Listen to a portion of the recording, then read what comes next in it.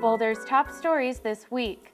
Open Space and Mountain Parks is recognized for opportunities it gives to disabled visitors. Raptor closures make a positive difference. And the city gears up for the return of CU students. Hi, I'm Natalie Wood. Open space is a part of Boulder that's so valuable, the city just wouldn't be the same without it. Trails are a place to unwind and enjoy the beauty of nature, and the City of Boulder Open Space and Mountain Parks Department recently received an award for making sure people with disabilities have the opportunity to enjoy them. I met with OSMP Outreach Coordinator Topher Downham earlier this week to talk about the work the city does to make Boulder trails accessible. Majestic mountains, beautiful scenery, and peaceful trails. All natural characteristics of Boulder that residents and visitors love. Open Space and Mountain Parks wants to make sure everyone has the chance to experience it. It's just getting out into nature. I mean, that's why most of us live here, is because we can be outdoorsy and we can go hiking. And people with disabilities need that too. OSMP provides access to the outdoors for people with disabilities through many accessible trails and trailheads. And the Colorado Cross Disability Coalition recently recognized their incredible efforts. We feel really honored. I feel really honored.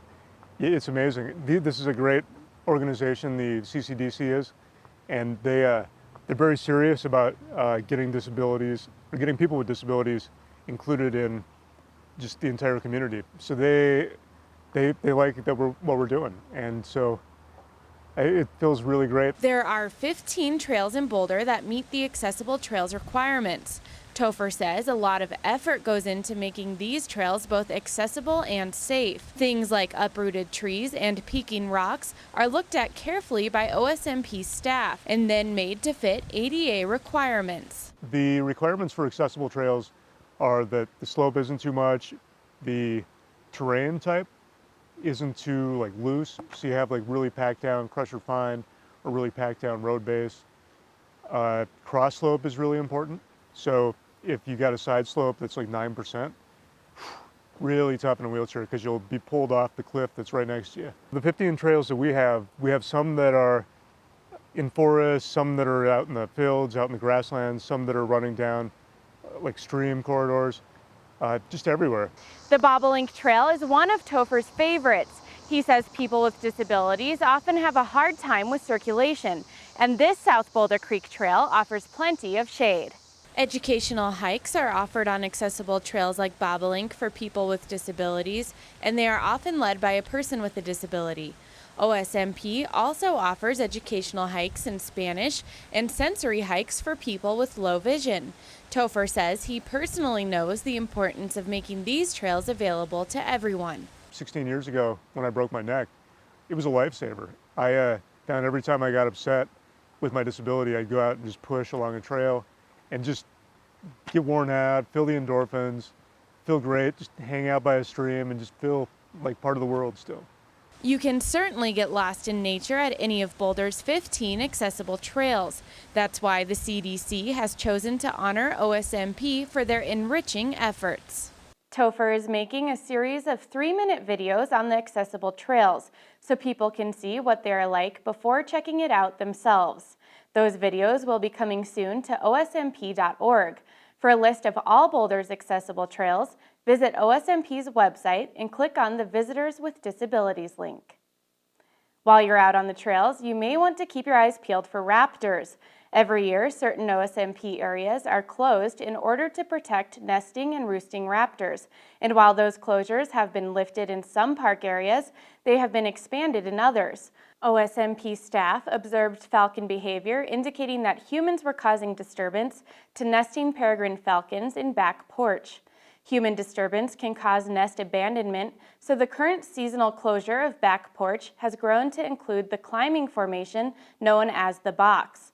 Peregrine falcons were once listed as endangered and are currently considered a species of special concern in Colorado. OSMP has lifted several raptor closures because of an absence of raptor activity in particular areas. Closures no longer exist at the Sphinx, Gregory Canyon Amphitheater, and Mount Sanitas. More seasonal closures may be lifted in the near future depending on raptor activity. You can check out the city's website for more information. City Council on Tuesday night considered more than $170 million in infrastructure repairs needed through 2017. On the slate for next year is $23.8 million to repair the city's existing infrastructure. City staff told Council during a study session that the Capital Improvement Program is a multi-year program that repairs and maintains the city's physical assets. Capital improvement dollars do not currently fund operating costs and have taken significant funding cuts since 2001, when the economy forced the city to focus its limited resources on providing services. Since that time, 2/3 of capital improvement funding has been used to maintain existing facilities and streets. The 3-hour presentation called attention to numerous infrastructure needs throughout the city and highlighted the need for a capital improvement strategy that allows the city to catch up on deferred maintenance and improvements. A citizen advisory group has recommended that Council ask voters if they will approve additional bonding that would be paid for through existing revenues.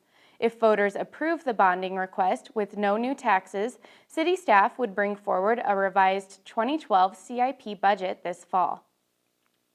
August is back to school month, and CU students are starting to make their way back into town. Student leaders will join the City of Boulder and CU officials to welcome students to the community and provide information about how to be good neighbors. Walkabout teams will stroll through the streets of several neighborhoods, including University Hill, Goss Grove, and portions of Martin Acres, to provide information about safe parties, local ordinances, and responsible off-campus living. The walk will be led by City Manager Jane Brodigan, CU directors, and other city and campus officials. A key component of the walkabouts is student participation. Student leaders are paired with administrators to deliver smart party guides and talk with their fellow students. Local students will be told about party registration, another joint effort between the city and CU that has been very successful in recent years. Students can register for parties at the UMC and receive a flyer about host liability, a party checklist, information on CU's Night Ride program, as well as non-alcoholic beverages, snacks, and trash bags. For more information on good off-campus living, visit CU's website. That's all the time we have for this week. You can connect with Inside Boulder News on Facebook by submitting news tips and questions. Just search for City of Boulder Channel 8. I'm Natalie Wood. Stick around for more Inside Boulder next.